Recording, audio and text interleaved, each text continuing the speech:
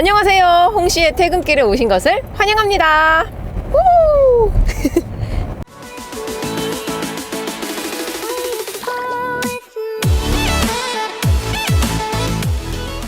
저는 오늘 저의 새로운 드림카인 이 GB60 퍼포먼스 시승을 끝내고 돌아가고 있습니다. 오늘 날씨가 굉장히 추워요. 지금 영하 한 5, 6도 되는 날씨에 제가 한 5시간 정도 밖에서 촬영을 하다 보니까 막 코도 얼고 막 입도 얼고 너무 춥습니다. 손도 할머니 손 됐어요. 아무튼 너무 추워가지고 지금 공조 시스템 히터도 켜고 열선도 켜고 핸들도 켜고 일단 따뜻하게 할 수 있는 거는 모든 것들을 다 켰어요. 그랬더니 지금 주행 가는 거리가 지금 87km밖에 안 남았거든요. 배터리는 30% 정도 있는데 와, 이게 공조 시스템 켜고 안 켜고가 주행 가는 거리를 굉장히 짧게 해준다라는 걸 느껴집니다. 지금 공조 시스템이 3단계, 그러니까 풍향을 3단계로 조절을 해놨거든요. 근데 여기서 풍향을 2단계로 하게 되면은 주행 가는 거리가 90km가 되고요. 풍향 1단계로 하면은 똑같네. 그리고 끄면은 105km로 늘어납니다. 그러니까 공조 시스템을 안 켜고 다니면은 105km로 갈 수 있고, 방금처럼 공조 시스템을 켜면은 거의 한 90km 언저리 갈 수 있다. 이런 겁니다. 특히 지금 너무 추워서 말도 막 꼬이고 하는데, 이런 겨울철에 전기차는 참 감수해야 될 것들이 굉장히 많은 것 같아요. 일단 이런 보온 이런 것들을 많이 양보를 해야 되고, 또 배터리라는 게 이 저온에서는 더 빨리 답니다. 우리 스키장, 겨울에 스키장 가잖아요. 그러면은 주머니에다가 핸드폰 놔두고 스키 몇 번 타다 보면은 분명히 풀 충전 해왔는데 핸드폰 배터리가 얼마 안 남아 있는 거예요. 그래서 뭐지? 핸드폰 고장났나? 바꾼 지 얼마 안 됐는데. 근데 그런 영하 날씨에는 배터리가 수명이 더 빨리 닳아요. 그래서 옛날에 진짜 고리증 얘기인데 삐삐 다음 세대가 있었는데 되게 핸드폰이 컸어요. 벽돌처럼. 그리고 배터리도 그만큼 굉장히 컸었는데 그 배터리를 풀 충전하면은 한 15시간 정도 꼽아놔야 되거든요. 그럼 막상 그 풀 충전해서 전화통화 하면은 30-40분밖에 못 쓰는 거야. 그때 그런 시절이 있긴 했었는데, 소문이 좀 잘못 나가지고 배터리를 그 은박지로 감싸서 냉장고에 놔두면은 배터리 수명이 좀 오래 간다. 누가 그런 잘못된 상식을 널리 퍼뜨려가지고 다들 그 배터리를 은박지에 싸가지고 냉장고에 놔두는 거예요. 근데 그렇게 되면은 배터리 수명 더 빨리 닳잖아요. 안 그래도 그때는 기술이 좀 안 좋았던 시절인데, 아무튼 이 전기차 배터리 얘기하다가 핸드폰까지 이야기가 오게 됐는데, 아무튼 이런 겨울철에는 좀 전기차는 좀 힘들다 생각이 듭니다. 이 GB60이 생각보다 우려했던 것보다 판매율이 꽤 높게 나왔는데, 막상 도로에서는 제가 한 2번밖에 못 봤거든요. 아마 그것도 시승차일 확률이 크기는 한데, 이게 왜 이렇게 안 돌아다니냐면은 출고 대기가 1년이에요. 1년. 보통 1년 정도 되는 것들은 좀 잘 나가는 벤비아 아니면은 볼보 요런 정도의 수입차 라인업인데, 국산차가 그것도 출고 대기가 1년씩이나 걸리다니. 수입차 시장에 비해서 국산차는 이 폐리량 풀체 주기가 조금 더 짧다 보니까, 아니 지금 계약해가지고 1년 뒤에 받으면은 좀 있으면 뭔가 신차 나올 것 같은 그런 느낌적인 느낌이 드는 거예요. 그래서 뭔가 좀 더 망설여지게 되는 거죠. 차 정말 좋고 예쁘고 성능 좋고 다 그래서 갖고 싶은데 정말 망설여지는 모델이 이 GB60이지 않나 싶습니다. 그리고 또 전기차 보조금이 좀 나날이 줄어들고 있어요. 어쩔 수 없는 거죠. 왜냐하면은 개체 수가 그만큼 많아지다 보니까 정부에서는 또 이게 감당할 수 있는 범위라는 게 있잖아요. 다 퍼줄 수 없으니까. 그래서 점점 이 1인당 전기차 보조금이 점점 줄어들고 있는데, 작년까지만 하더라도 국고 보조금이 800만 원이었는데 2022년 올해가 되면서 700만 원, 약 100만 원이 줄었죠. 그리고 또 이제 지자체별로는 굉장히 다양한데, 지금 제가 또 마침 서울에 있으니까 서울 기준으로 전기차 보조금은 200만 원입니다. 그래서 총 100%를 받을 수 있다 치면은 700 더하기 200, 900만 원이 되는 거죠. 근데 그거는 이제 전기차 총 금액이 5,500만 원 이하일 때. 근데 이 GB60은 탈락이죠. 일단 깡통을 사더라도 5,900, 거의 6,000이 되니까. 그래서 이 GB60은 애초에 처음 나왔을 때부터 가성비가 좋은 모델이 아니에요. 근데 이제 제네시스 라인업 중에서 가장 막내 라인이니까 뭔가 가성비가 좋지 않을까 싶어서 뭔가 기웃기웃 거리지만 가격은 또 그렇지 않다는 점. 전기차가 생각보다 비싼 것 같아요.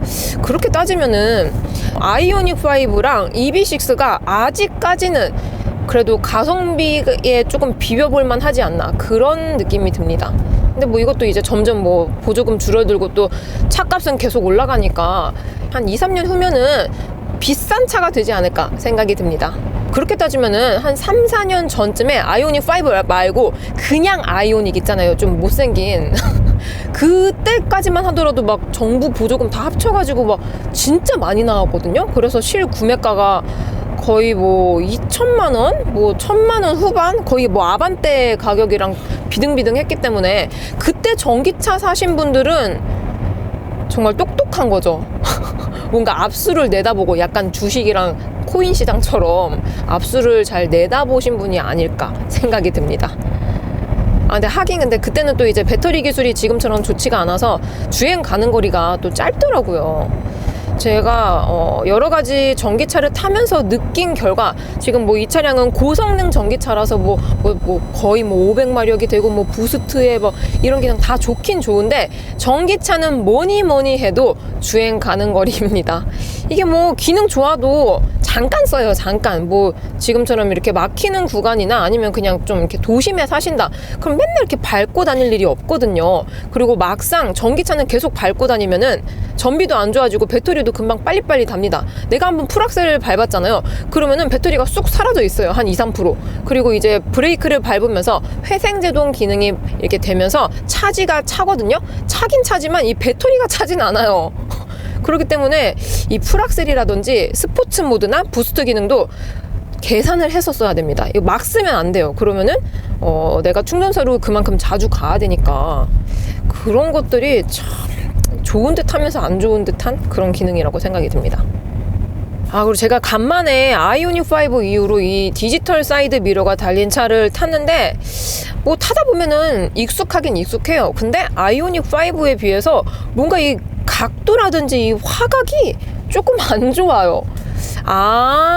제가 아이오닉5 그 다음에 이 아우디 이트론을 탔었구나. 이트론도 디지털 사이드 미러가 적용이 되어 있거든요. 근데 이 아우디 이트론은 지금처럼 이렇게 네모난 화면이 아니고 여기 약간 육각형? 다각형 모양으로 조그맣게 화면이 되게 조그맸었어요. 그래서 좀 화각이 안 좋지 않을까 싶었는데 뭐 또 사람은 또 적응의 동물이라고 또 이렇게 몇 번 타다 보니까 적응이 금방 되긴 하더라고요. 근데 저는 아직까지는 그냥 이 물리적인 거울 미러가 좀 더 편하지 않나 그런 생각이 듭니다. 제가 시승회 때 이 GB60을 타면서 와 이거는 진짜 거의 역대급 전기차다 이런 생각이 들었고 진짜 사고 싶다 정말 괜찮다 싶어서 뭔가 제 2의 드림카가 됐었거든요. 근데 제가 일주일간 데일리카로 타면서 느낀 결과 생각보다 이런 뭐 편의 장비라든지 지금 또 이제 겨울이라서 조금 더 이제 특수성이 있기는 하지만 데일리카로 타기에는 좀 고민해봐야 될 부분이 많겠다 싶기는 해요. 일단 뭐 저는 계속 말을 했었지만 거주지에 전기차 충전구가 없어요. 그래서 좀 멀리 가야 되기 때문에 그것도 굉장히 시간 리스크가 크고 또 이게 또 고성능 모델인 만큼 조금만 밟아도 배터리가 훅훅 없어져가지고 진짜 계산해서 타야 돼요. 차를 어떻게 계산해서 탑니까 여러분? 그러면 너무 머리가 아프지 않아요? 그래서 이 GB60은 정말 성능으로만 보자면은 정말 다이내믹하고 좋긴 하지만 데일리카로 타기에는 무리가 있다 싶고 이 스탠다드 모델이 있어요. 그냥 기본 모델 그거는 주행 가는 거리가 한 450km 정도 나오는데 지금 이 퍼포먼스 모델하고 거의 100km 정도 차이가 나요. 100km? 생각보다 큽니다. 오늘 리뷰를 시작하기 전에는 배터리가 60%였는데 지금은 27%입니다. 배터리 소모되는 이게 좀 큰 것 같아요. 또 이거 충전을 하러 가야겠습니다. 이거 퍼포먼스 타면은 진짜 충전 자주 해야 될 것 같아요. 그런 거 없나? 약간 핸드폰도 편의점에서 이렇게 충전하듯이 이 전기차 배터리도 뭐 주유소처럼 다 쓴 내 차 배터리를 주고 풀 충전된 배터리를 받아온다. 요런 이렇게 교환 시스템 이런 거 있으면 굉장히 좋을 것 같습니다. 그러면은 충전 시간 리스크도 없어지고, 그렇게 되면은 모든 전기차, 수입차, 국산차 다 이 배터리 규격이 동일해야 되니까 시간이 많이 걸리긴 하겠네요. 뭐 핸드폰도 옛날에는 뭐 충전잭 다 달랐는데 지금은 다 C타입으로 다 동일하게 된 것처럼. 드디어 목적지에 다가갑니다. 요즘은 진짜 추우니까 해도 금방금방 떨어지는 것 같아요. 여러분들 퇴근 잘 하시고 오늘 하루도 정말 수고 많으셨습니다. 그러면은 저는 다음 리뷰 때 뵙도록 하겠습니다. 안녕!